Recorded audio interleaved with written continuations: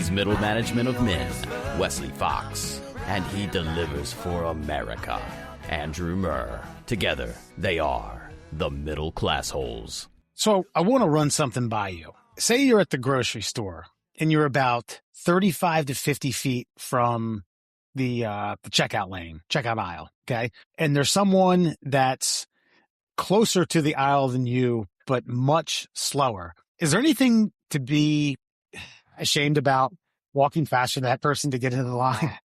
I'm that guy. That's the problem. Is there a distance marker? I do try to not be a social asshole. If I see the tip of their cart has turned its way towards the belt, I do give them the benefit of the doubt because I am a very fast walker. I could Jeff Gordon my ass past you in a heartbeat, but I don't feel like it's the right thing to do. We live in a very carified world, and by carified, I mean Karens rule the world now, and you're going to end up as a Facebook video or a TikTok or an Instagram. Like, don't set yourself up for that. Here's the thing. If you know you're hitting the accelerator, you're wrong. Yep. Does that make sense? Sure. And you made the wrong choice. So, first of all, it was the 25 items or less, and I had 2. And because it was my second trip to the grocery store because I forgot 2 key items for dinner. I mean, you can't have a buffalo chicken slider without fucking blue cheese dressing. I mean, that's... You got ranch, you're all right. But yeah, I mean, listen, ranch is my A1. Blue cheese is my A2, you know what I mean? Like, sure. Yeah. But, okay, point is I had to go back. I was already kind of flustered. It was getting a little late. I wanted to get these and get the fuck out. And there was an older gentleman, I want to say anywhere from like 20 to 30 years older than me, who had, I want to say about 10 to 15 items. Couldn't tell what was in his, like, he brought like a burlap sack to shop with. And yeah, we were about, if I had walked normal speed, I still would have beat him, but it would have been a photo finish. So I just scurried up a little faster. And I didn't. Oh, you did it. I didn't do it next to him, by the way. There was some space and there was some other kiosks, kind of like stands that they set up of like chips and certain other items before you get to the checkout aisle. And I kind of purposely camouflage myself in those as I and sped past him. I was like, yeah, you know what? You had 2 items. And this is the reason I bring this up, because a couple weeks ago, very similar incident, and I did the slowdown thing. Like, all right, they've got the lane, they got the right of way. I'm not going to cut them off. But I only had 2 items, and they had, if the checkout's like, I think it's 12 items or less at my Food Lion, and they probably had 11. And I just kind of like, we were like neck and neck, and I'm thinking, they're just going to wave me on. You got 2 things, go ahead. And they didn't. So I don't blame you for this. But the one thing you need to do, yes, like you did, browse on the way by. Ooh, are those Toblerones I see? Never mind. I'm watching my waist. And did I skirt past you? Sorry. Right. Yeah, because I could play dumb pretty well. And you're right. There is a universal rule to that, because I certainly allow people who have much fewer items than I do pass me if we get there at the same time. Like, yeah, you got 2, man. Go. You got 3. Go ahead. Don't worry about it. You're going to get out the door much sooner than I will. It's okay. And I kind of didn't feel as guilty because of, the way the universe works and, karma coming back. So, but again, I saw him. He wasn't hustling because I don't think he could hustle. But he was certainly like at 6th gear at this point, just trying to get there. And his 6th gear is probably my like half. Yeah. Probably going from stall to first gear. And I was like, no, I gotta shimmy past him. I gotta go. Well, let me hit you with this one. So I occasionally deliver to a Starbucks, and if they've got mail and I got to take it in, I'm like, I'm already here. I might as well get a very rich, delicious coffee I see somebody walking. I'm like, it's a lady. Doesn't matter that it's a lady. I would have held it for a dude too. But I hold the door. I'm like, nah, go ahead. I'm in uniform. It makes you look good too. It makes the company look good. She goes in. I come in behind her. She goes ahead and jumps right to the register. And I'm thinking, yeah. Now, should she not have been like, thanks for holding the door after you, and then let me go get my shit? At least my 1 black coffee with no accoutrement, no whipped cream, no almond milk, no ice, a black nitro cold brew, please, and thank you, and let me move about my way? Or should I be forced to wait for her to get her venti fucking vanilla marshmallow froth with a lick of caramel? Yeah, that's ignorant. That's ignorant ass shit. And I feel like I felt fallen victim to that a lot of times. I live near a Dollar General, and it's so weird. There's three registers and they're spaced apart. So ideally, the universal rule is you create a line at the end of the last one, and as people call you down, you just you go down to that one in a single file line. Well, people abuse that all the time. People just like me. I'm right here. Yeah, I'll check out. Like, dude, there's three fucking people in line, and I actually I won't say almost got into a fight at that Dollar General. It was inching towards that, but there was one manager at a checkout line, the only person at the cashier, probably 8 people. So everyone's feeling the frustration of having to wait. You don't want to be at a Dollar General very long. You have, in my case, I think I had like some razors, and I maybe grabbed a bag of chips. I don't know, something else. I'm like, all right, just hunker down. You're going to be here for 15 minutes, maybe. And this person just kept bitching. Like, well, I don't know what the problem. They can't get anyone else up here. What the fuck's going on? And after about 5 minutes, I was like, dude, we're all in line dealing with the same bullshit. Shut the fuck up. And I wouldn't have done that if the person would have been my size or bigger. It was like a 5'5" dude. I said that knowing that he yet probably for a good 2 minutes. And I was like, oh shit. This is one of those guys that just don't give a fuck. No, they're going to fight you. Dollar General. I've lost plenty of fights, and I'll lose this one too. Right. I'm taking you with me, buddy. Yeah, I'm going to get arrested. He doesn't care about getting arrested. I do. That's why the only time I ever talk shit in line is if I can feel the energy of someone that will probably get my back. You got a Lewis Merriman behind you, 6'5", 240. They're pissed off at the same person you're pissed off. I'll be the mouthpiece. And then if they start talking shit, like, get a load of this guy. Am I right? Because I don't have the option. When you're 5'6" or less, you better know you might reap what you sow. Yeah, you got to push your chips in at opportune moments. That actually reminds me, I may have told this story in the podcast. If not, I'll tell it again. I was at a Ravens playoff game 2 years ago. It's the divisional round. It's where they played Houston, won to get into the AFC Championship game, to lose to the Chiefs at home. But to use the bathroom, it was about a 20-minute pop. And between quarters or halves, it was even longer. And I'm like, all right, I can't remember what I paid, like $220 for a ticket. I'm like, I got to make the most of this. I got to go in the middle of quarters to reduce on time in order to watch football. Yeah, I can do it between the quarters, but then you're talking about like a half hour. It's the lines were ridiculous. And I got guy just walked in acting like he was kind of, like you said, window shut, and then stood in front of me when I was about, 15 feet from the bathroom door. I was like, yo, he's like, huh? I was like, that line's back there. Oh, okay. And as I was pointing to direct him where to go, another guy cut in front of me. And I went, do I look like a fucking schmuck? Do I just look like a target? Do I look like a mark? He's like, what are you talking about? I was like, the fucking line's back there, man. He goes, do you want me to walk all the way back there? I was like, yes. Yes, sure do. No, motherfucker. Fuck you.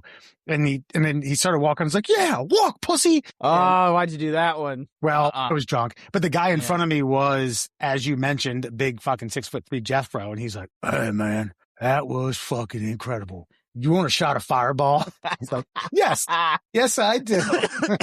Faking friends. Dude, no, man. Listen, I do think most of the time, everyone wants to say it. No one wants to reap the consequences of it. And if you are willing to I'm seeing this on right now, with these town hall meetings, like all this flock camera stuff that's going on. Like, you want to talk about it? I would like, I know I was talking about before we started recording, but I feel like this flock situation is an opportunity for left and right to finally unite together and be like, hey, I don't like being tracked either. None of us do. Right. But no, everyone's afraid to say.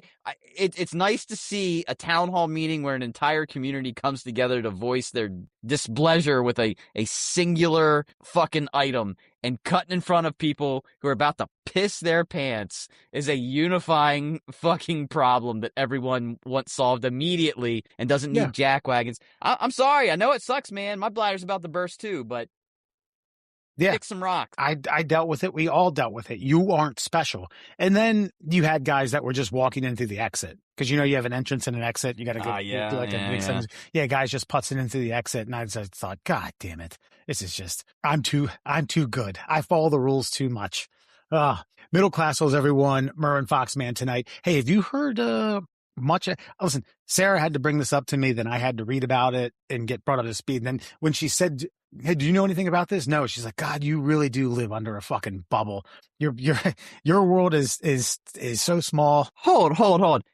There's this is part of our collective humanity problem. There is too much stuff that we're all supposed to be outraged against all at once, man. Yeah. Like, it's got to be selective. Right now, I'm watching USB drives in Minnesota. I'm dealing with flock cameras in fucking New Jersey. It's funny because did you hear about, because you're going to mention the lady. And I was like, oh, is that the one that did this? You're like, no, it's the one that did that. Like, I mean, yeah. I've only got so much. Mangione, like, might plead guilty, but not get the death penalty. Cats are living with dogs. It's chaos in the streets, man. Yeah, you're right, man.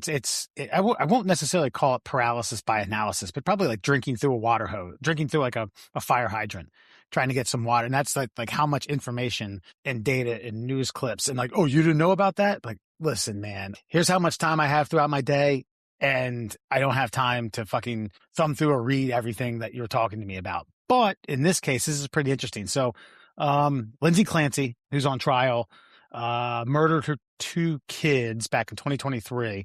I don't know a ton of like a 5 and a 3-year-old, actually 3 of them, sorry, an 8-month-old. So Jesus Christ. The rumor mill is now the internet and the subreddits of the world have this theory that the husband was the one who did it, used her mental instability. Now there's rumors of whether or not she is in fact insane or on the spectrum to some degree, because he was having an affair. He wanted an easy way out. He murders him, blames it on her, and now he's scot-free.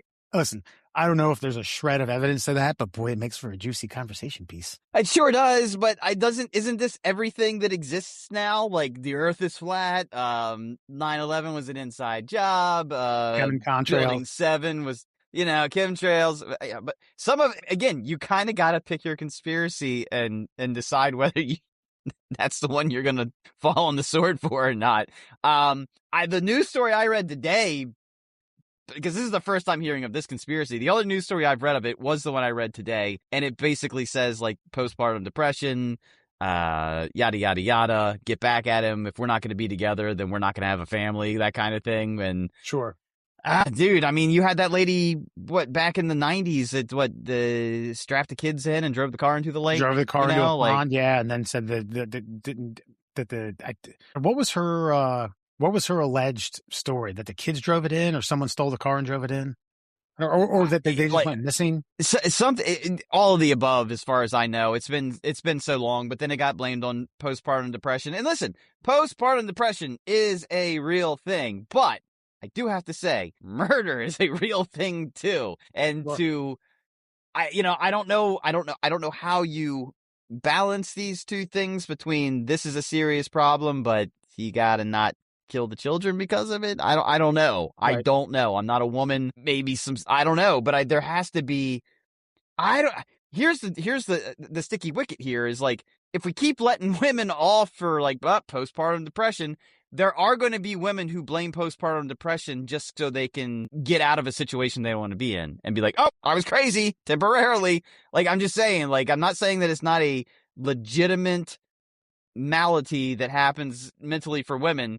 But if you keep letting them like slide on this, then there's going to be lesser women that just do it and blame it. And that's a problem too. Yeah, this does call for a slippery slope where, it's not a one size fits all. Where do you draw the line?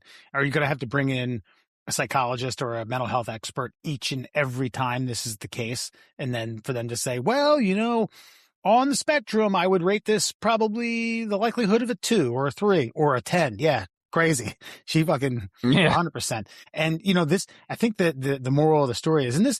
I'm trying to think of a way to spin this for women as well. Cause the old rule was, and I listen, years and years ago, I was guilty of this. Men, don't put your dick in crazy. I know it's tempting. I know there's I know there's a joy and a thrill in that, but oh, blah, blah, blah. And women, don't let crazy dick put that inside of you, because men men can be. I've heard fucking horror stories about stalking and some other shit that's just no good, no fun.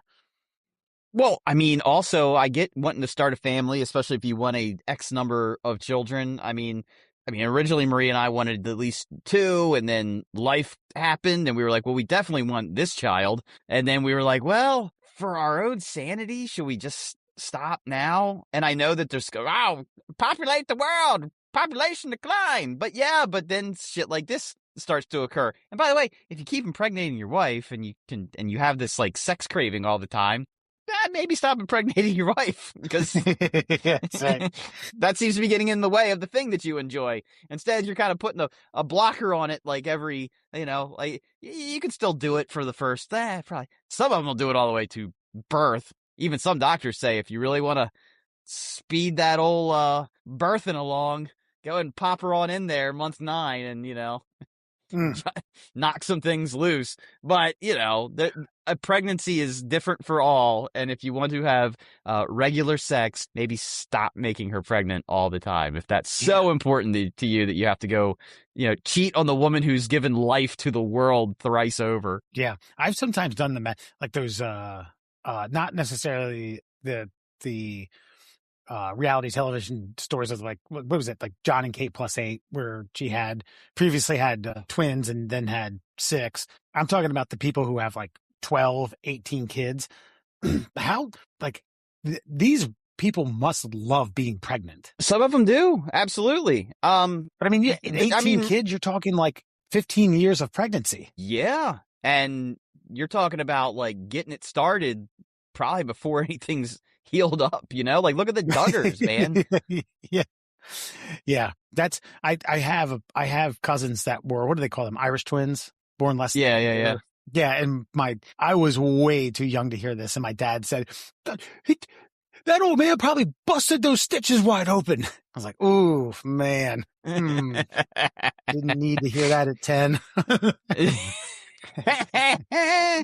Yeah, dude. I don't know. I mean, some people are just, look, man, some people are just way hornier than other people. I guess sometimes I wish I were a hornier person than I am, but then sometimes I'm like, that seems to get people in a lot of trouble. Maybe it's good I'm right in this wheelhouse of horniness. Like not too much, not too little. I'm not willing to ruin my life for it, for, a flash in the pan kind of thing. It's just like, I don't have the lizard brain. I guess I kind of lucked out in that department. But yeah, I don't see how some of these people, especially like the women, like they've probably never known their body to be in a constant state of anything except for constant growth and blah, and then blah, It's growing and ejecting humans. That's weird a little bit. Like have an X-Men power of sorts. Ugh. All right. Hey, folks, tonight we're going to bring you the first ever segment of Middle Class Problems, Trash Solutions. That's right. Middle Class Problems, Trash Solutions. So coming from YouGov.com, not familiar with it, but it is a panel. It's they did actually, did they tell you how many? 7,571 adults were polled in a hypothetical scenario. Many sports teams can trade players to another team without the player's approval. Now, that's depending upon the contract. And we're going to have to sort through the logistics of unionized workers and things like that. And I'm sure this will come up in the discussion. But if all employers could do the same thing, do you think that would be generally good for ... question? And it's employers, workers, both, neither, not sure. So the question is, if professional sports athletes can be drafted and traded without their consent, what if employers could do that with their own employees? And as the employee, would you be in favor of it? I just say yes. I know my worth. I wish in my specific job, there is you don't get a raise over your coworkers for doing a good job. Everybody is treated as an equal. And if there was a draft, I feel like I'd be drafted to a position of higher importance and pay. So I'd be all for it because I know my worth. I know what I do. I know how I do my job. I know how people see me do my job. I'd be 100% in favor of this. Absolutely. Yeah. It's, again, you have to trying to, first of all, this would create jobs because if you're talking about, major league or professional sports leagues that deal with thousands of players and all the GMs are intertwined to some extent, you're talking about millions upon millions upon millions of people. And I don't know, do you hire someone to be the GM or is it just the human resources? But then you're having to create this network of, again, millions of people that you don't know, or you're just basing it off of a resume that you see online. I'm sure there's a way to vet this and interview people, or just you have your own team that you have scouts within your business. But I'm just trying to think of certain situations. Like if I get traded to another company, project manager for project manager switch, and then I'm relocated to Dallas, Texas. It's a bad trade, man. I hope they're getting, I hope you're getting something else for it. You know what I mean? Like, I guess that's what I'm saying. It's like, if I'm going out, maybe they're bringing two in. But okay, maybe I'm not getting, maybe it's not a like for like, maybe it's something different. But let's just say hypothetically, I have to go to Dallas, Texas. Is the company paying for my travel and my lodging for a certain amount of time? What if I have a home here? Yeah, I think that has to factor in. I think that because it has to be within the advantage. It has to be within the advantage of the company it has to be treated just like a sports team.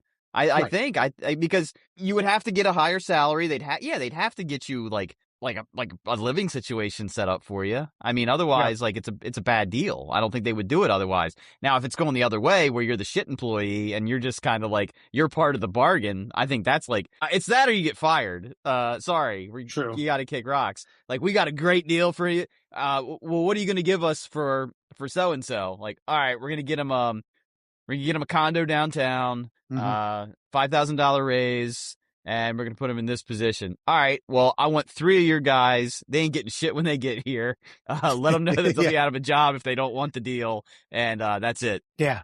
Wes, we're trading you to you're going to be the manager of custodial arts at a middle school in El Paso, Texas. And they tacked into the deal that we would stock all their vending machines for 3 years. You come with a pretty penny, my man. You're a good bargaining chip. And this would be interesting. I just think there's, are you uprooting your family? I guess that these things have to be taken into account. If they have a family, they probably have a no trade clause. Or if, the company's like, look, we're going to sell your home. We're going to accrue all the cost. We're going to get you something down there, 3 years rent free. And then, within 2 or 3 years, if you can't buy a home, we'll sort it out. But that's that, sweeten the deal, or some sort of onboarding package in a bonus that you just can't turn down. I mean, I just think all trades, there's going to be shitty ones and really good ones. Depends on sure, absolutely. And I think it had then, but that would also, I think, cause employees to work accordingly. If you don't want to be traded, don't do too little, don't do too much. Find that sweet spot. And then your heavy go-getters going to be like, yo, I want to get traded out of this office. Fuck this place. And then they're going to do more and they'll be worth more. And they'll go to a place where I think because most trades, when it's a marquee player, benefit the player as well as the team that's trading them, right? You know what I mean? So I think we have to look at it in pure sports terms. And if that's the case, then I think as you sign your contract for wherever you're employed, they're going to have to give you a deal. You get to make concessions. Yeah. And that way, yes, if they do uproot you, all right, well, if I'm ever traded, my family has to come with me. You got to find me living quarters, the whole nine. I think it's got to be treated exactly like a sports team. It's got to think of we just witnessed the Major League trade deadline, which was pretty historical in terms of the amount of trades that took place. But you figure a company that's on the up and up and a company that's on, hey, we're in a rebuild, or we're trading one of our key chips. We're going to throw in all the bells and whistles, as you mentioned, travel and, we're going to pick up all your goods, or we're going to have them shipped to your new place. You're going to live rent free for 3 years. And and this all comes, we are then receiving 2 junior folks, 2 prospects, if you will. Yes. Yeah, exactly. and what do you think, though? I mean, don't you think, okay, I guess it comes down to how you think you're viewed as an employee, whether you would want to have this work in your favor or not. Where do you stand? Do you think you're a good enough project manager that you almost welcome the opportunity to be traded because it would benefit you? I wouldn't be opposed to it. Like, I don't know how I feel about bopping around the country, every 3 to 4 years. Maybe it would be a blessing in disguise. Maybe I then come with life experience about living in certain areas of this country that I have never been to. If I got to spend a year and a half or 2 years in Chicago, which is a lovely town, would I be for that? Depends upon where you're going to shack me up at. I'm not buying a place. If you're going to give me, a year's worth of rent, sure, to figure something out. Do I think? Yeah, I mean, I think my trade chip would come, it would weigh heavy. Would I be for it? Again, I don't know. I'm a pretty content guy when it comes to, like, I've hunkered down here. I lived in Baltimore long enough. If I do move, it's not going to be too far from the middle of the city. And I like where I work and I like the people that I work with. But yeah, if it's traded to something a little more prosperous, another company that's on the up and up, and you have benefits and bonus packages and, a signing bonus and a better salary and some other, bells and whistles, shit. Why not? Well, but see, if we're looking at this in pure sports contract terms, hey, you guys sought me out. Let's sign a long-term deal now, and put a no trade clause in there. Like, I'm okay, for me, I'm 47. I say sign me to a 15-year deal. Okay, that's going to put me at 62 when I'm out of here. So you're going to get the best of me for the next 8 years. We can do an early out clause at 60 if you feel like my performance is dipped down, but no more trades. This is where I stay. Help me get the down payment on my house. I'll take care of the rest from here. And let's make some money, boys. Or no trade clause, but I can evaluate.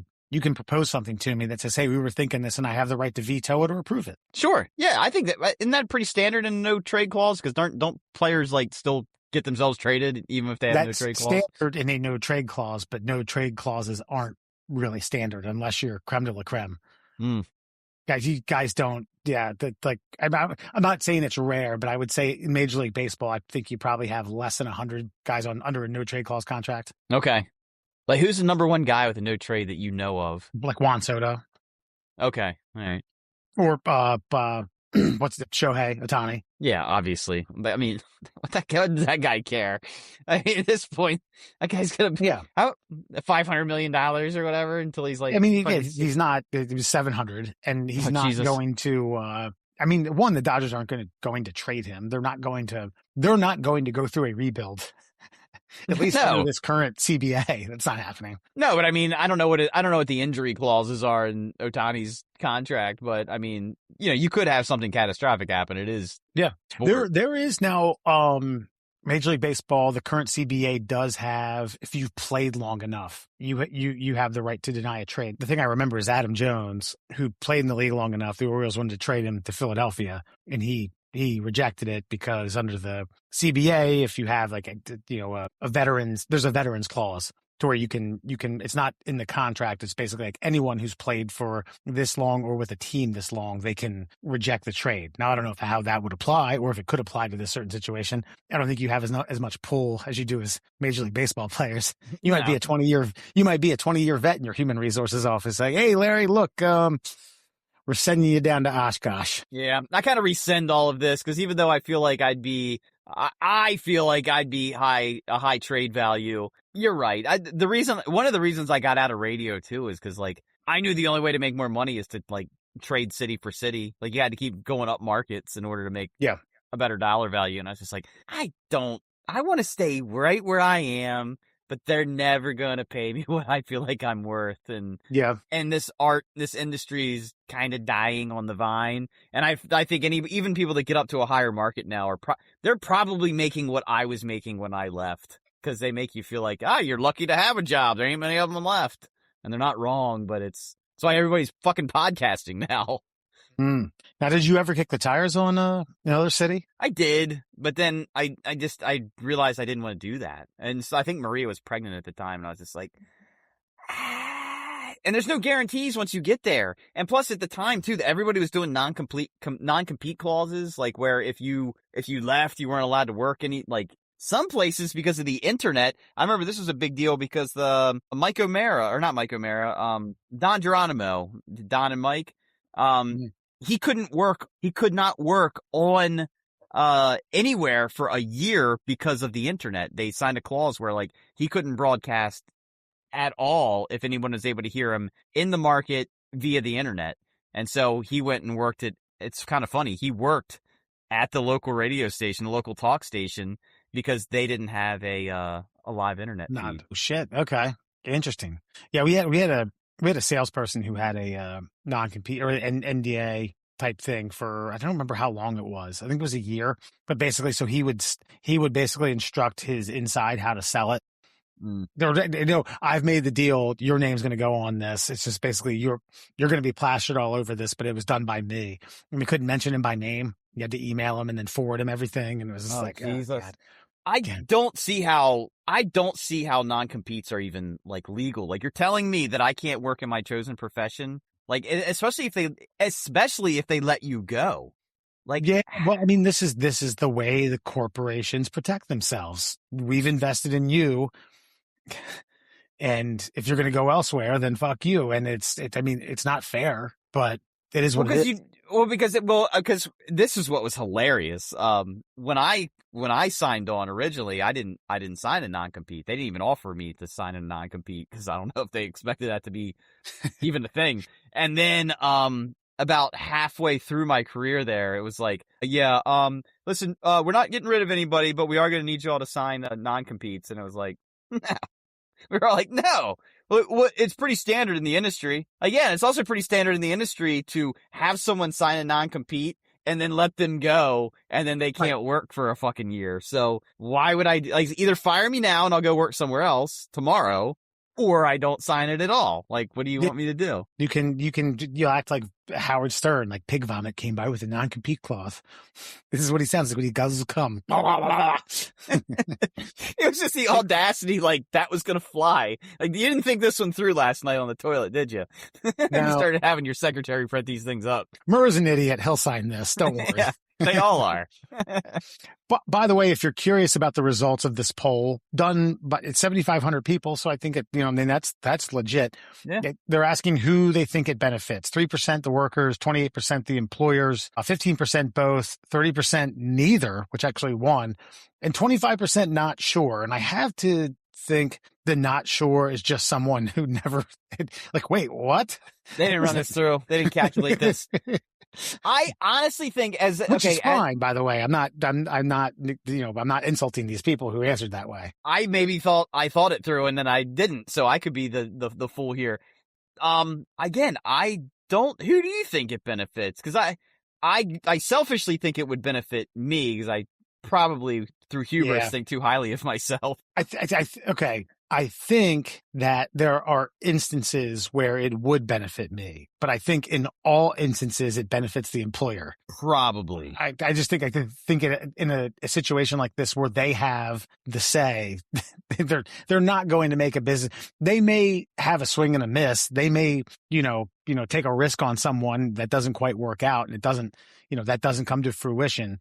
That's one thing and another. I just think ultimately all these decisions are based on the employers or the corporation or the company's idea. Like, yeah, this is good for us. Once they're gone, fuck them. I mean, but like you said though, I mean, you've also got the Pittsburgh Pirates and the New York Yankees. Like, sure. You know what I mean? So like, and you have your Juan Sotos and you have your Shohei Ohtanis, and then you have your guys who just came up from AAA who,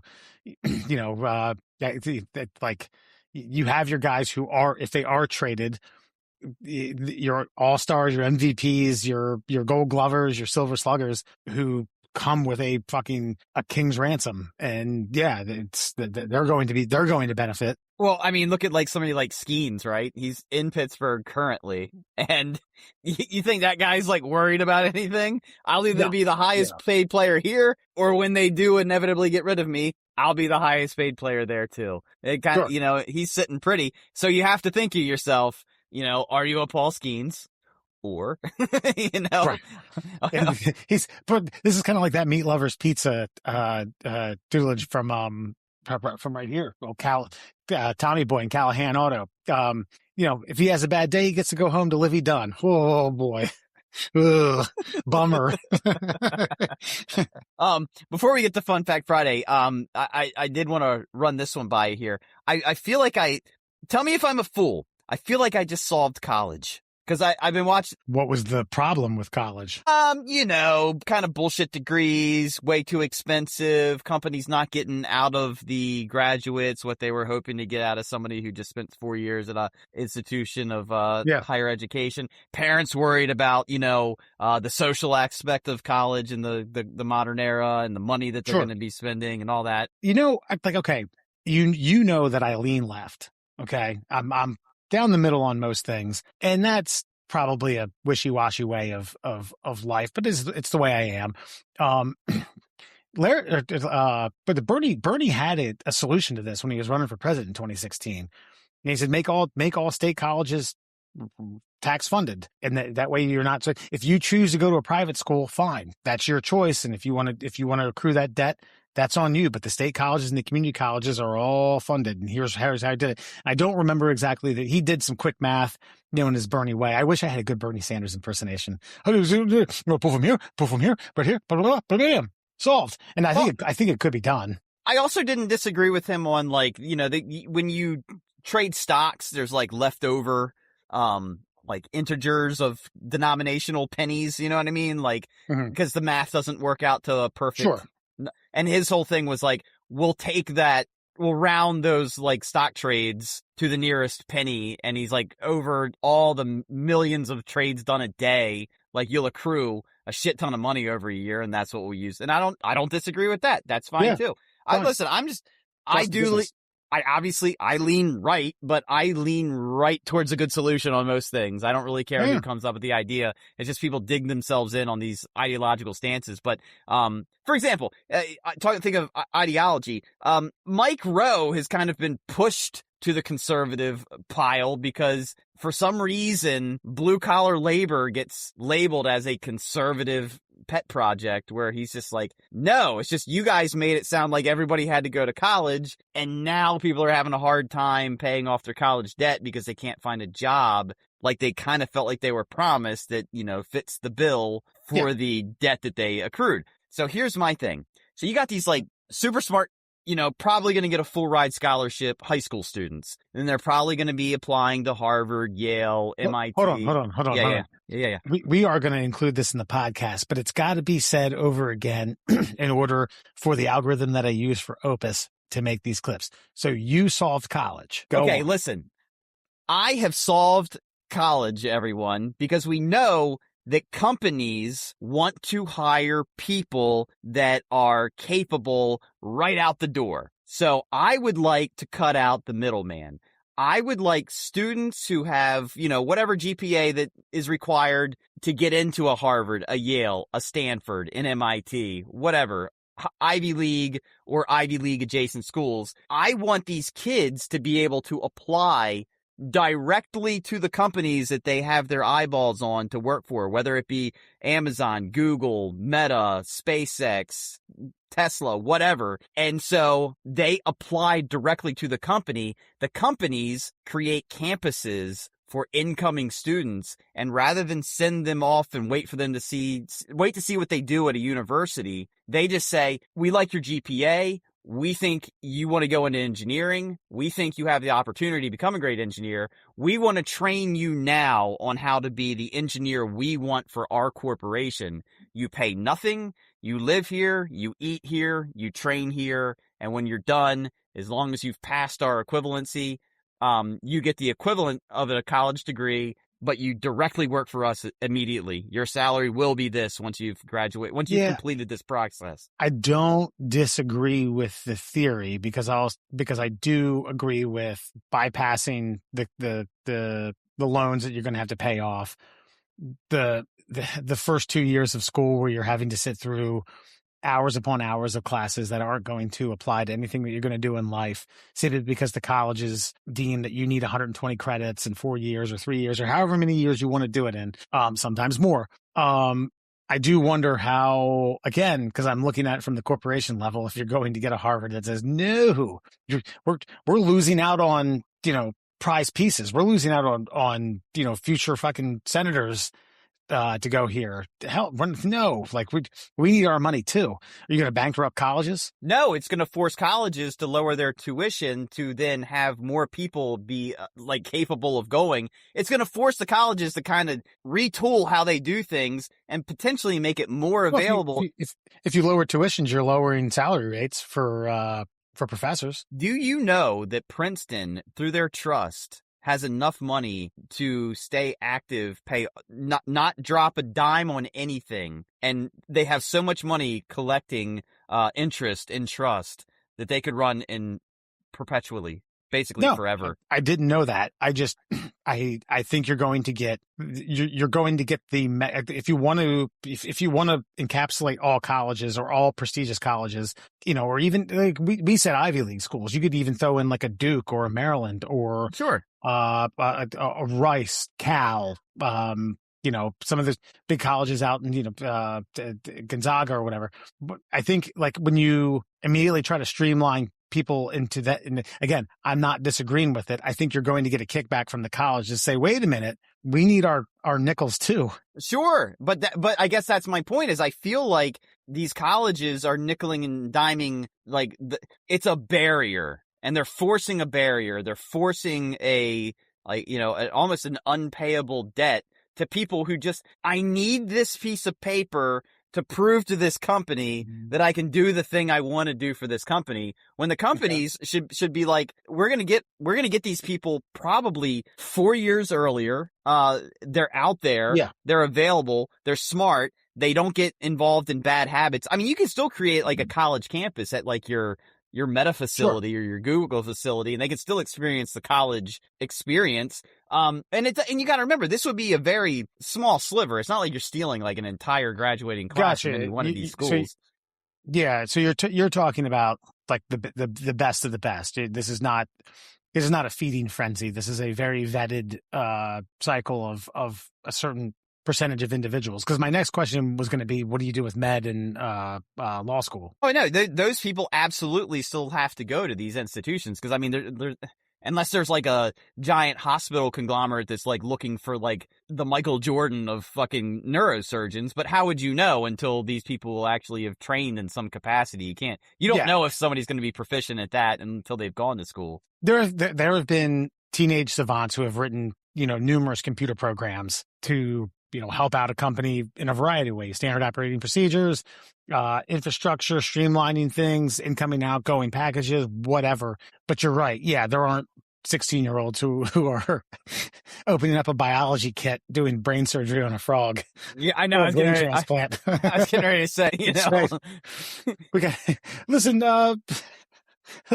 Loretto, I know you have to have a major neurological surgery. We have a 16-year-old savant here who's done some good work. He's going to be standing in as a junior. He might tinker around a little bit. Don't worry. All right. Why do I speak Mandarin? But I think what I'm kind of getting at here, though, is it would force universities to like take their curriculums maybe a little more seriously. I feel like things have gotten a little more lax in the college education experience. For example, I feel like if I went to college now, I'd have an easier time passing my classes. Like when you get like stress days or, I need to go to the Jello room, like, well, they're going to have to reform at some point because I listen, this is going to shock you. Do the math. 2008 was a recession. You remember, correct? Yeah. Yeah, during recessions, people have fewer kids because they don't have enough money to feed the mouths. Those kids are graduating high school. So college enrollment is going to be less. And universities are going to have to figure out kind of unique ways outside of raising tuition, which they very well may do in order to make the, the thin margin that they need to. So that's already happening. And I don't know if that comes at the cost of not even comes at a cost. Brother Dewey Love is a university, was a professor at the university. He said, God, all I really want is kids who want to be there. Yeah. I don't want the kids who are just like, my parents sent me here. I got to get a 4-year degree. I'll slump my way through this English 105 class. And now that I think about the the less enrollment, the fewer enrollment that's going to happen here for the next couple years, how universities are going to shake things out. I think you're onto something. Yeah. And I don't know. I mean, I'm also about like, if corporations have the funds to do it, try it. If it doesn't fucking work, yeah, okay, you try. Do some pilot programs. Have like one class of like 30 students, and just say, "Hey, listen, you guys, because you're good. One, you're going to get the already motivated kids. Listen, you don't need college. You're fine. But You are smart." But I think what you say to them is like, you applied here because your dream is to work here after college. What we're saying to you is, let's skip college. Let's not get you into bad habits. We want to get you into the culture of what we do and how we operate. We like to mold you. And this kind of came from it was a memo that I saw Elon sent to all the. But you're missing out on your slutty college years, man. Oh God. That's what I'm saying though. That's why you still create a college campus for these people to go kind of mingle in, and they still get to whore themselves out to, their like-minded female or same-sex friends. Doesn't matter. But no, I saw something that it was a memo that Elon had sent out to the SpaceX team like early on, and it's like, you read this thing. And he doesn't lie to you. He's like, you're going to put in some fucking hours here, but that's why you're here. You want the challenge. So it's like, there is no such thing as going above your manager. Like, if you have a solution to a problem, you send that solution to the person that can best solve that problem. Doesn't matter who it is. And you went through it. And it's like, man, you're going to put some sweat equity into the company, but you're gonna probably be happy doing it while you're there, because it doesn't seem like he put a lot of roadblocks in these people's way. And imagine if you train somebody on that way of thinking from the get-go while they were still fresh and young and motivated, didn't have a family to worry about yet. Their main goal was accomplishment, not necessarily paycheck. Like, that's how you innovate and build a thriving, worker bees that want to really make a change in the world. But the reason I also thought about this is like, there's going to be less kids going to college here soon any which way, because Mike Rowe's whole thing that he's preaching right now is that there are apparently 400,000 tradesperson jobs that are not capable of being filled because there's not enough people trained in being an electrician, plumber, you name it, doesn't matter.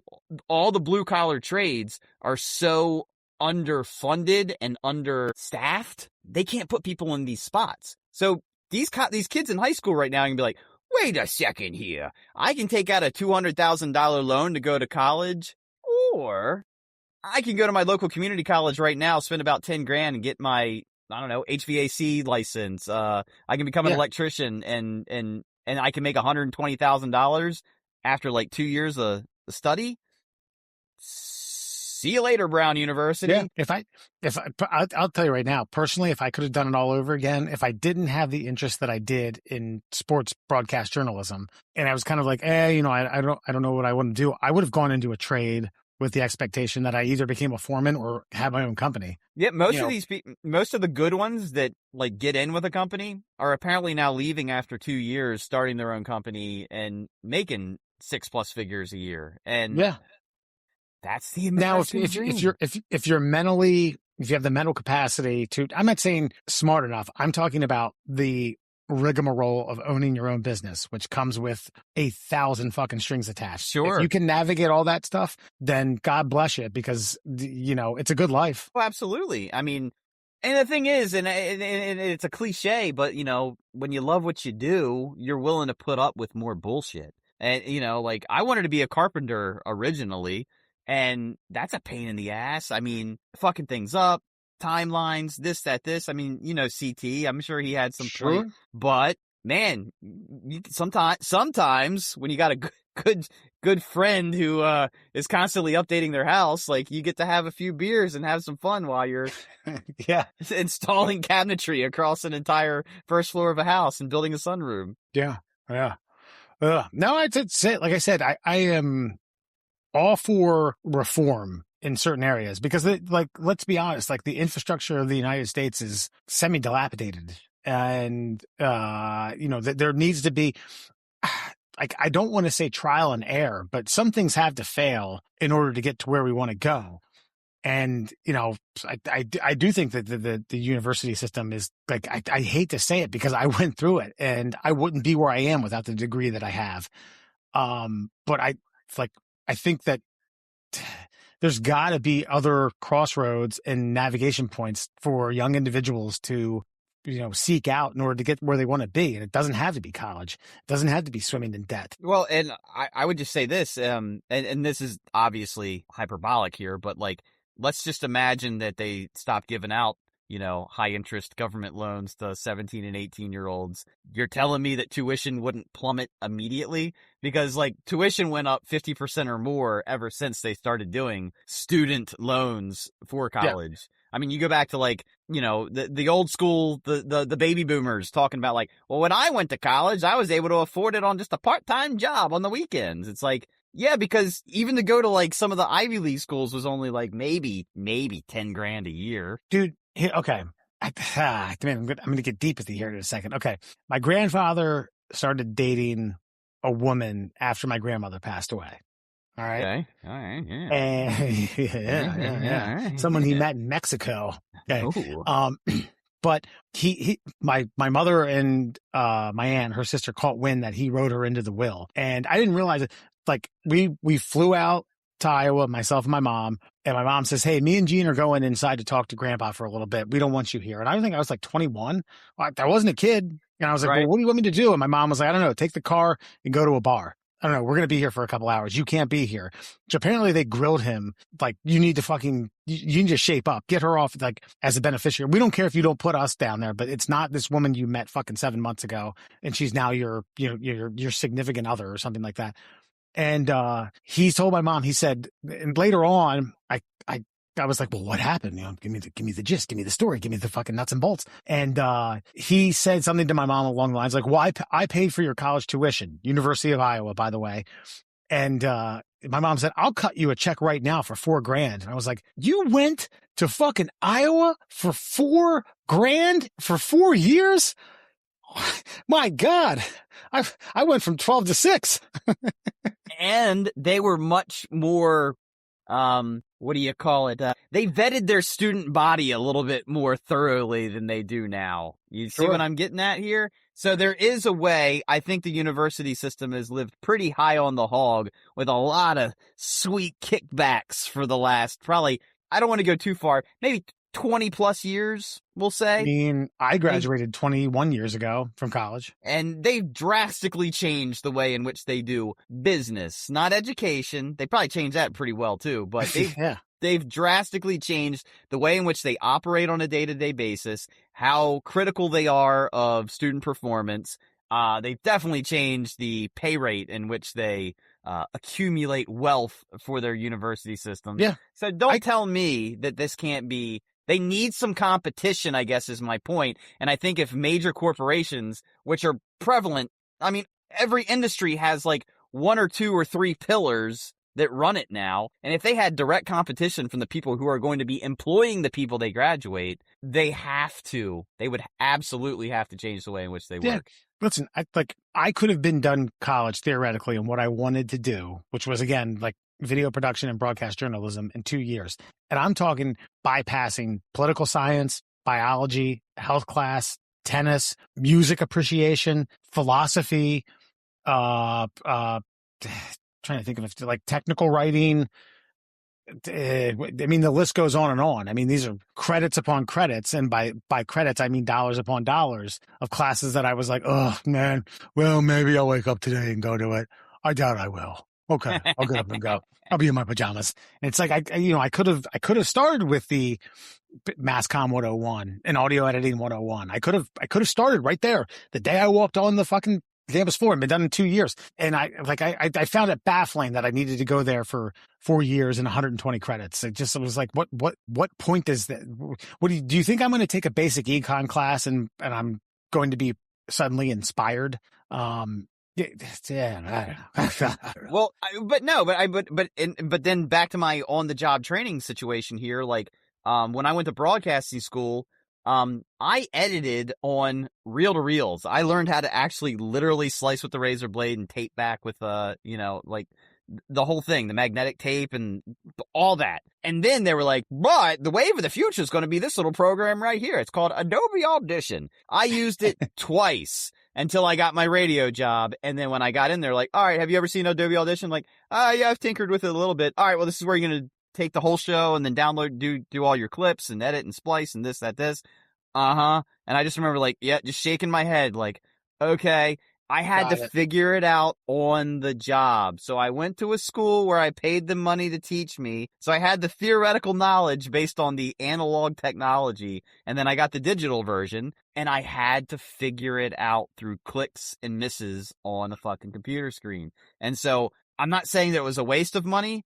I mean, it made me invested in the process, but I didn't learn any of it until I wasn't in the school anymore. And I just think with the internet and how advanced it is, YouTube tutorials, people giving out the information for free, I don't know that you need the documentation to prove you can do it if you can just prove you can do it. And I think that's where we just need to be focused anymore. We had to do non-linear video editing. So it's reel-to-reel, VHS. You have the little crank that, the little knob that goes at 30 frames per second. One crank is one. It splices that, not splice, not like a, like what you were talking about, but basically says, okay, end edit here, start edit next one. And I think they did that as an appreciation for Adobe Premiere Pro, which was coming out. And in this case, what's the Mac equivalent to that? I don't know. Adobe's kind of universal. Yeah, Mac has or had an equivalent to it, but we started using that towards our senior year, and I was like, oh my god, why would I even want to learn that shit before? I just should have started with this. I'm never going to use this. And then I got the job as the video production and broadcast journalist teacher at the high school that I taught at, and they're like, oh yeah, you're going to be teaching video editing with Adobe Premiere, and I was like, oh boy. Wait, you want me to teach other individuals with a piece of software that I know very little about? Okay. And I crash coursed myself for 2 weeks at my house with a laptop that they gave me and came in there. I was like, all right, boys, we're going to make some porn. No, I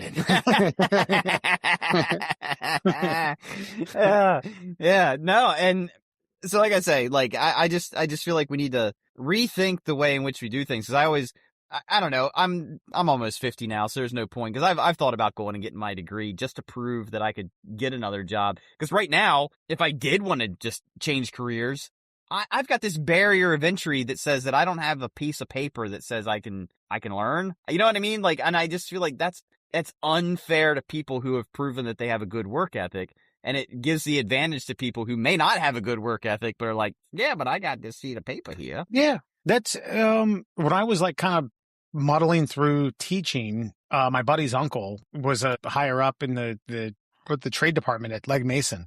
He was like, oh yeah, I can get you a job tomorrow as a junior. I to be honest, I don't even know what the job title was.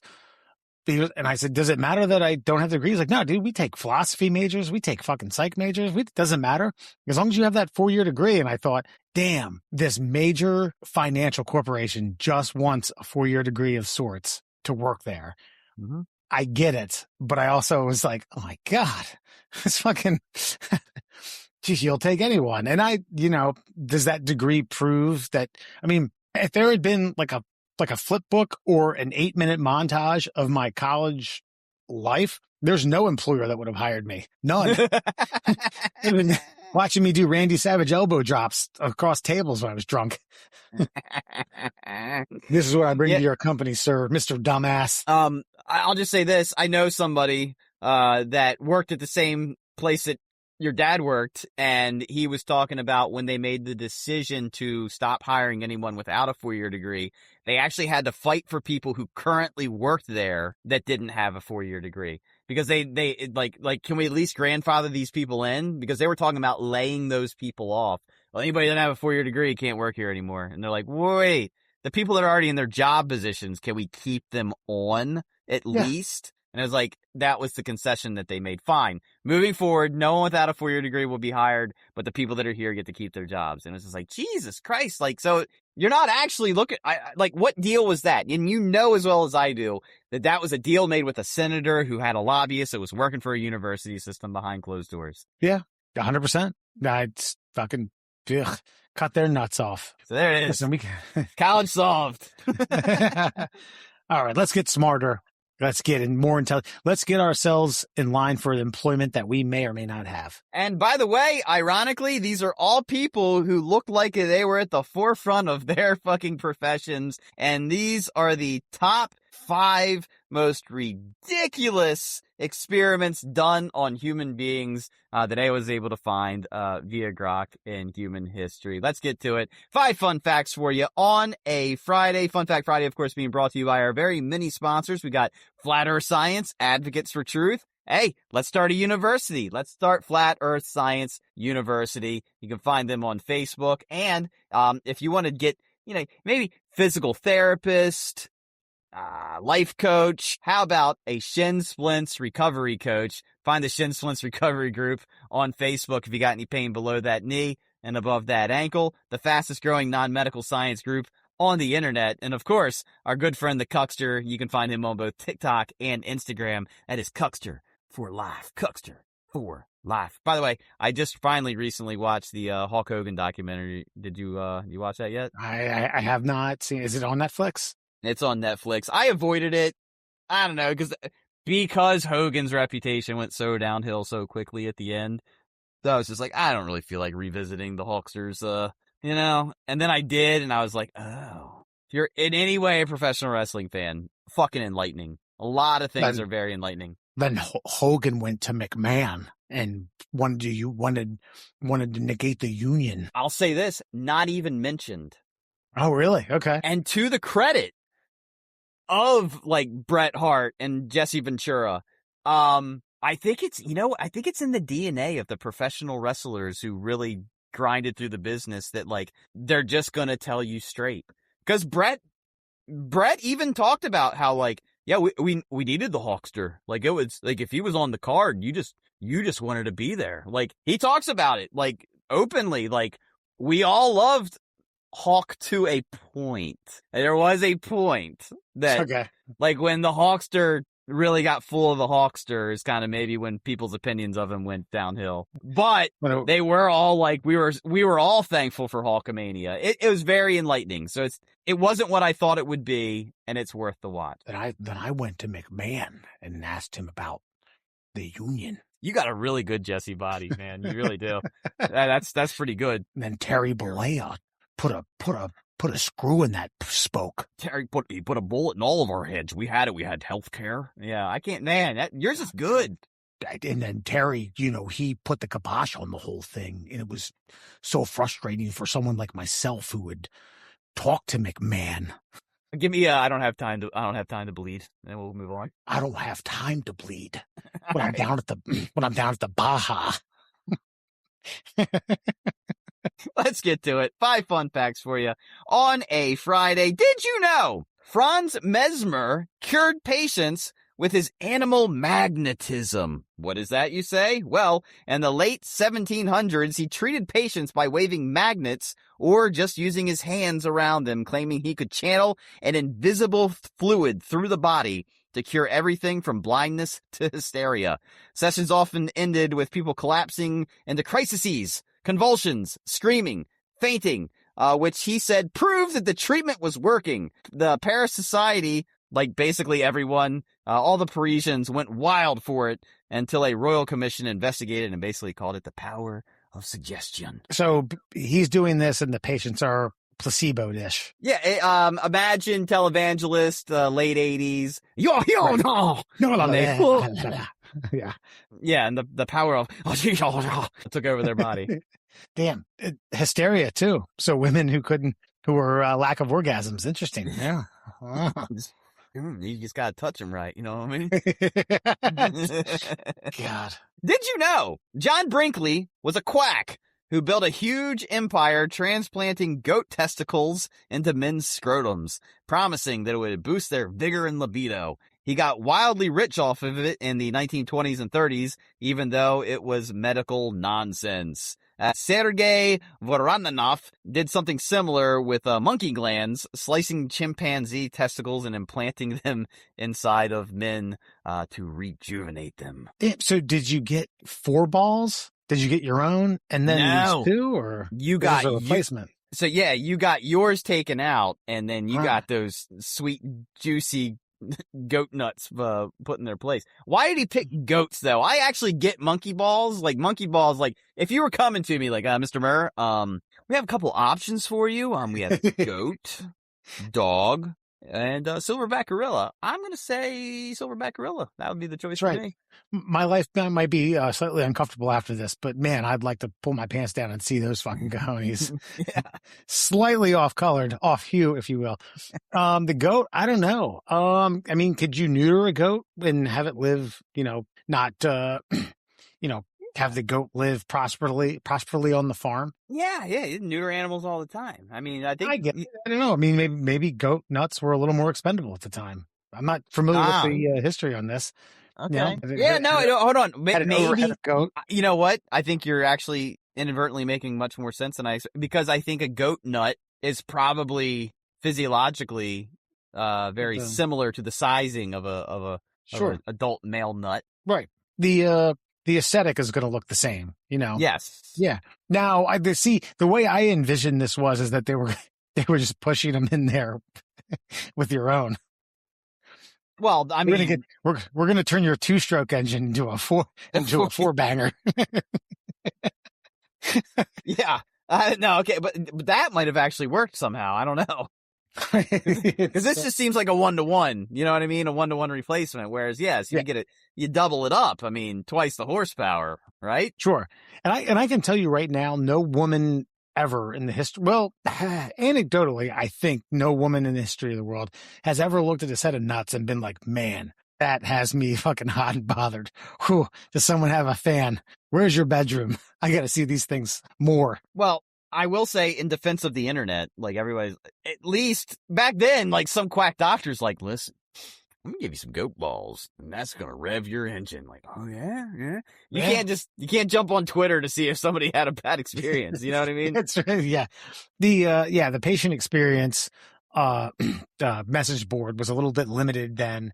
And of course there was that guy down in Florida that we did an episode on, I don't know, probably like 4 or 5 years ago, that was doing at-home castrations. True, but people were seeking them out. So, True. Yeah. They wanted less. More for less, if you will. Man, the goat one. Yeah. Gorilla, goat, the dog. I can't imagine, man. I mean, I wonder what the most like is. I mean, I think you'd have to, what like to like? I mean, I guess dog breed, you'd have to, it depends on the dog. I mean, a Rottweiler versus a Chihuahua, probably pretty significant. Sure. Yeah. But give me a lab. I think I would go more like, what's the horniest animal and who's getting the most action? Yeah. If we're still going under the same parameters of, I get these balls, then I'm more vigorous. Yeah. Yes. That would be my justification. Like bigger, smaller, inconsequential. Give me those Wolverine tots. That's what I need. Then a week later, you're humping pillows. You're like, yeah. This is working. Damn, Doc. Oh, what is Cousin Larry say? The dog, Alabama leg hound, something like that. Something.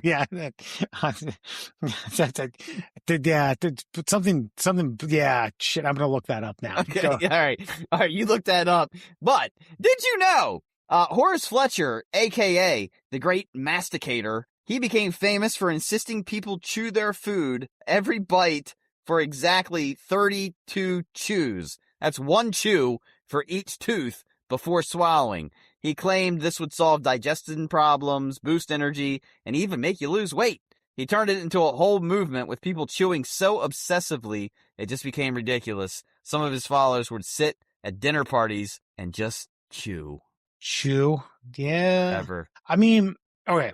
First of all, you were right. It is a little bit of Mississippi leghound in him. Mississippi, I got the state wrong. Second of all, I mean, there are ailments such as like diverticulitis where you don't have a choice. You have to like basically render your food to mush in order to digest it. Creating a whole psycho element to the entire populace. Like, yeah, chew and chew and chew. And when you think you chewed as much as you need to chew, add on 3 minutes. Yeah.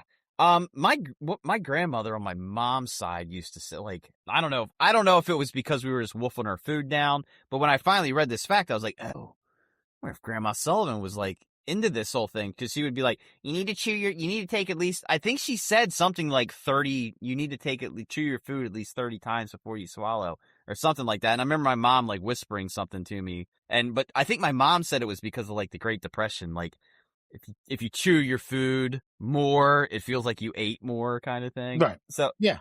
could have been a litany of things, or she could have been into the Horace Fletcher movement. I don't know. Yeah, you're probably right. There's probably a little bit of both. The truth probably lies somewhere a little bit in the middle.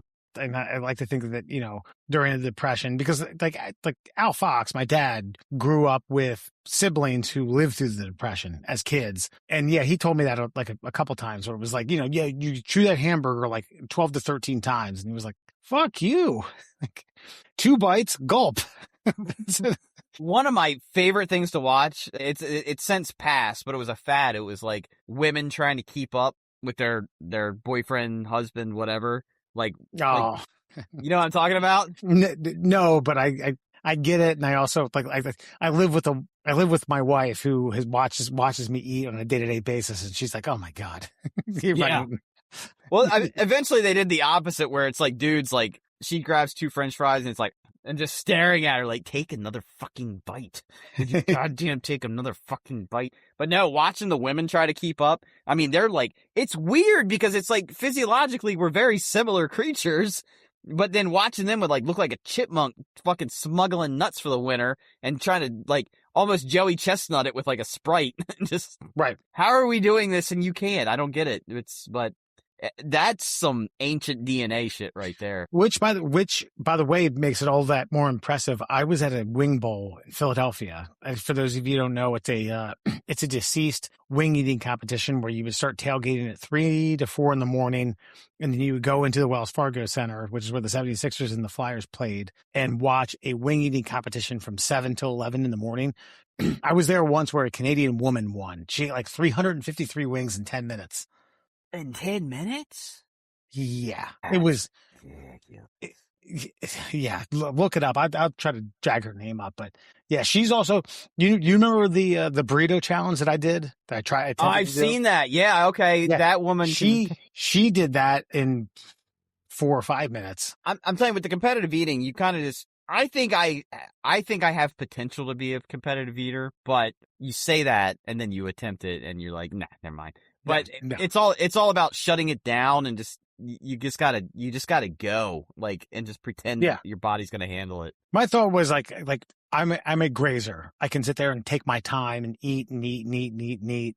And I got to a point where I was like, I can't finish this. Whereas the preferred strategy would have been just fucking pile it on. Just go until your brain go so fast that your brain doesn't know it should stop yet. And I think that's your digestive system can't keep up and yada yada. Yeah, and I didn't eat for like a day and a half. But that's the weird part about these competitive eaters is like they eat so much leading up to it so that they're ready. Like Joey Chestnut has a training video online, by the way, that you should definitely watch. I mean, homeboy trains. It's ridiculous. He gets those they sell them for like people's jaw lines, but they're like these like really stiff kind of like rings that you put in your teeth and you just bite on them. He does that and he does all the jaw muscles. And he does all these neck exercises, and then he drinks like a gallon of water and then pukes it up and then drinks another gallon of water. It's like all to stretch his stomach out. It's ridiculous. By the way, it's Molly Schuler, Schuyer. She 501 wings in a half hour. Damn, dude. 500 of anything just seems impossible. Yeah, deviled eggs, oysters, radishes. Did you know Mary Toft convinced doctors she was giving birth to rabbits? She even had them deliver actual rabbit parts from her body. She was a poor 25-year-old woman from Godlingham, England, who pulled off this hoax in 1726. After a miscarriage, she and accomplices manually inserted dead rabbit parts into her body. You know where they inserted them. She then faked labor to birth them. She claimed this was due to maternal impressions, a popular belief that a pregnant woman's thoughts or cravings could affect her fetus. She was, all she wanted was fame and money, and even offered a porter a bribe to sneak in more rabbits. The hoax was exposed when that porter snitched and caused a huge scandal, ruining the careers of several prominent doctors who obviously believed that bullshit. Jesus Christ. Shoving rabbit parts up in your hoo-hoo. And then... But doctors believing, like, I was thinking about rabbits yesterday, and I believe my baby will be a rabbit. Well, I mean, God bless her. The hoaxes are hoaxes, but Jesus Christ, I mean, the steps that have to be taken in order to perform a hoax. Just commit to the bit, baby. Yeah. Oh my Lord. Ugh. Either way, she still had a kid. Rabbits or is that Gotcha. goats? They're called kids. Either way. Moving on. And finally, our favorite doctor. Did you know John Kellogg invented cornflakes at his Battle Creek sanitarium, but also gave patients 15-quart enemas and zapped their eyeballs with electricity? Kellogg's core belief was biological living. He thought meat and spicy foods overstimulated the body and mind, leading to self-abuse or masturbation, which he saw as causing everything from poor digestion to insanity. His treatments, like 15-quart enemas and yogurt enemas, aimed to flush toxins and reset the gut bacteria. The eyeball shocking was part of his sinusoidal current electrotherapy, which he claimed could treat vision disorders and other ailments. 15-quart enemas. I don't know what the prescribed amount is, but I'm reasonably certain it ain't 15 quarts. Good God. And I know we're not good with quarts and measures and such, but you know quart of oil you put in your car? Yeah. It takes usually 4 to 6 of those. Yeah. Imagine 15 up the butt. That's what you're getting. Glug, glug. And then eventually it would stop being glug, glug. It would be like, bloop, bloop. But the yogurt... I think that that would be slow and painful. Who's administering this? Like, I mean, at some point, I know. Listen, prostate exams are a necessary evil. I had a colonoscopy. Again, a necessary evil. I feel like Mr. Kellogg was voluntarily injecting yogurt in people's buttholes. Hey, I got an idea. Yeah. We're going to use yogurt. Like less than 15 quarts, right? No. We're going to keep the same unit of measurement. We've learned that 15 is right about the spot the body really starts to accept yogurt. 15 quarts of yogurt to your rear end. Jesus Christ. These people either expelled it quickly or were the most uncomfortable individuals that ever lived this fucking earth. I don't know how, like, I just genuinely, I don't know how you fit 15 quarts of anything into the human body. Right. But see, you're talking about water. At least there's some dispersity that can travel that way. Yogurt, you almost have to propel it. Yeah. So what do you get? Like one of those massive things that you push air into a fire. Yeah. Like, what are those bellows? Called? A bellows. Yeah. What do you fucking manufacture one that has like a sack of fucking 15 quarts of yogurt? But man, let me tell you, getting rid of it has probably got to be the most exhilarating feeling you've ever had. Yeah. All right, head on out to the outhouse now. You're looking like this guy right here. Yeah, just blasting a hole in the earth. It's a nice, creamy, rich, dairy-filled hole in the earth. And what was he trying to accomplish? He was trying to reset people's gut biome, basically, which is not actually dumb science. It's just that this was being done at a time where, like, you didn't have, like, the ability to research other people's research. You were kind of going off trial and error. And, like, I'm assuming Mr. Kellogg put a lot of stuff up his own butt and was like, I feel great. Yeah. Let me help you out here. This is what I did. Right. I did a trial one with 2 quarts, but you, my man, we're going to put you on the 15 quart measurement. I mean, there must have been a yogurt shortage back in the Kellogg days.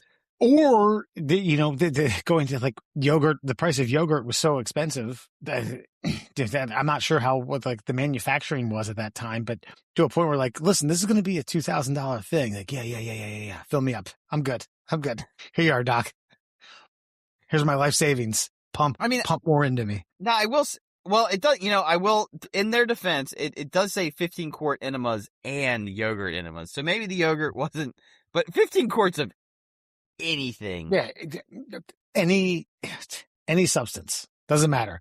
Apples, oil. But by the way, I think the most disturbing part of this is like, this was trial and error. What other substances was he experimenting with? Like, or other animals. Yeah, a little bit of Canadian maple syrup. Let's see how that does you.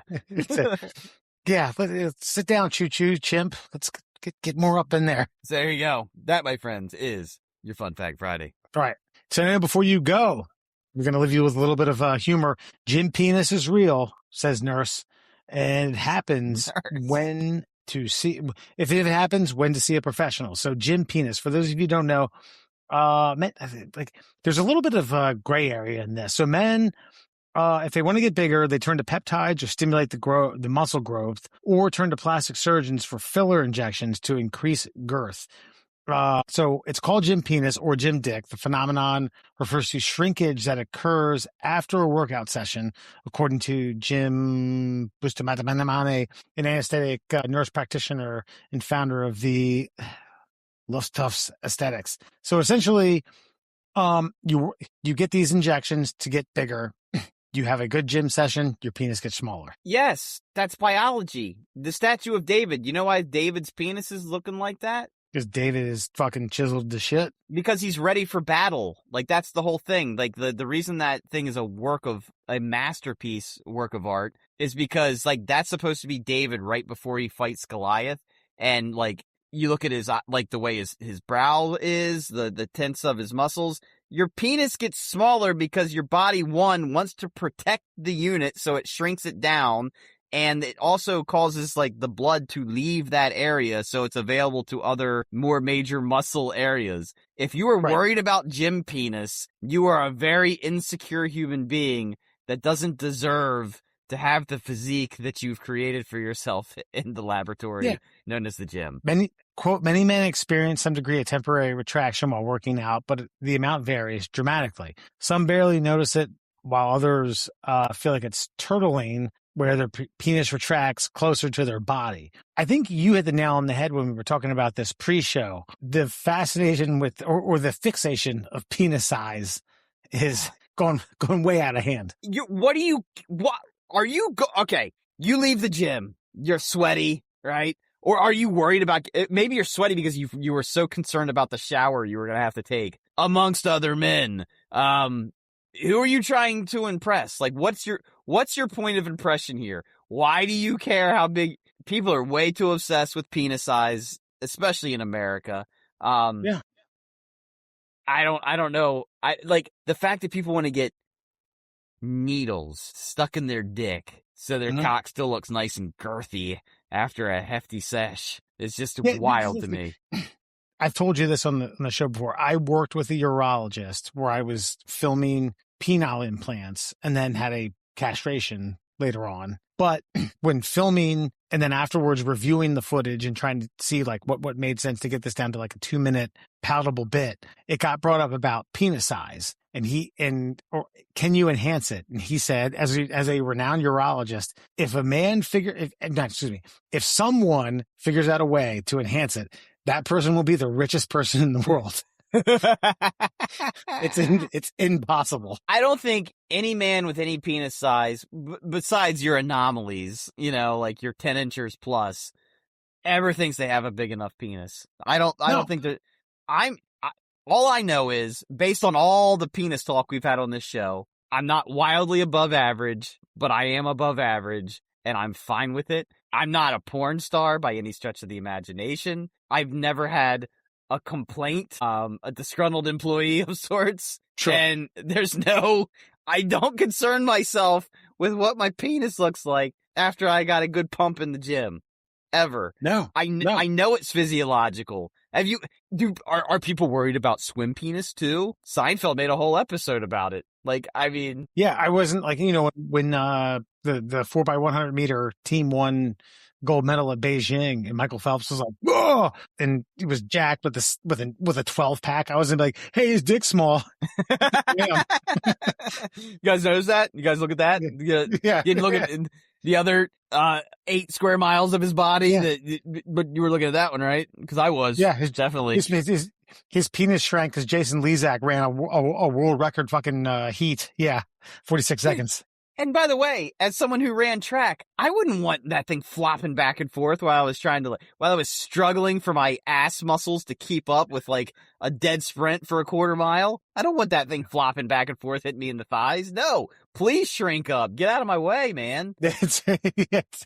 Slap it against my thighs. Yeah.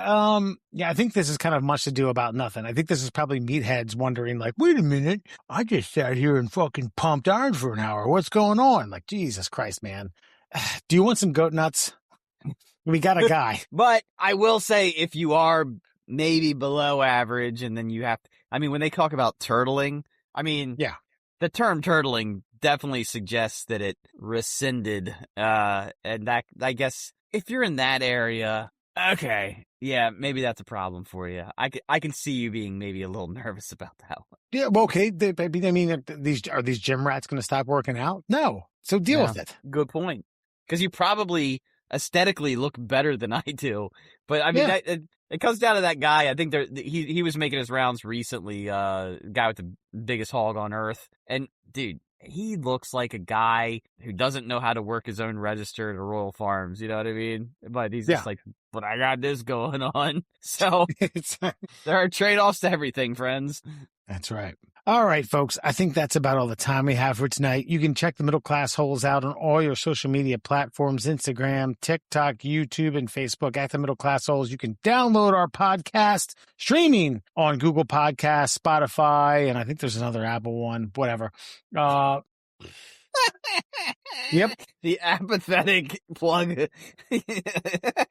Anywhere you can get anywhere you get podcasts, you can find us. Anywhere you search social media, just find the Middle Class Holes. We are available to you. That's right. All right, we'll be back next week with old Raleigh. After that, we're going to try to get Austin and Alan back on. The schedule's going to be a little confusing. I do have to tell you, Sarah's surgery is in T-3 weeks. I'm telling you, man, you got to get her a pimp cane, something sweet, something bedazzled. I think I might bring her with flowers though. Like, hey, look, here's the soften the blow, but I also got you this motherfucking bull, this goddamn beautiful. Yes, thing. Yeah, do that too. But I mean, you got to get it, dude. I mean, because you got to accessorize. Come on, you got no knee, lady. So you lean on this. Listen, in 6 months, we're going to be chucking and jiving and everything's going to be good to go. Hey, look, she's going to come back better and stronger. It's going to motivate her to get into the best shape of her life, and it's all going to work out in the end. I feel for her, but hey, a little piece of adversity, she'll be fine. Should be good. All right, we'll be back next week with more Middle Class Holes. Take it easy, folks. Ready to satisfy my woman the whole night through. I get drunk most every day. Scooter is a gay. Might be on his fuck. I'm still riding like a pup. I fell down, but my dick's still up. I fell down, but my dick's still up. I fell down, but my dick's still